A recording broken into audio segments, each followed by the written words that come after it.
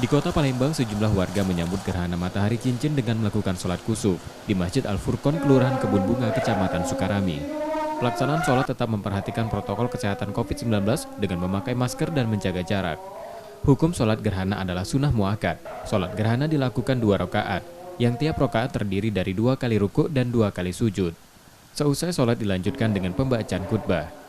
Jemaah diharapkan menyadari bahwa fenomena gerhana matahari cincin sebagai tanda kekuasaan Tuhan Yang Maha Esa.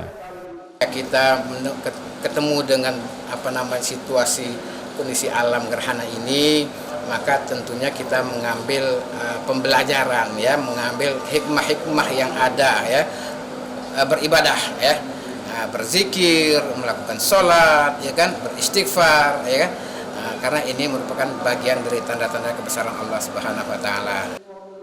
Sumatera Selatan dilintasi gerhana yang teramati sebagai gerhana matahari sebagian, dengan magnitudo gerhana terentang antara 0,009 di Pagar Alam hingga 0,0054 di Palembang. Secara umum, visibilitas gerhana matahari cincin dimulai pukul 14.31, lalu puncak gerhana pukul 15.04 hingga berakhir pukul 13.36. Rata-rata durasi gerhana yang teramati 0,78 jam. Rizky Nurmizan, Kompas TV, Palembang.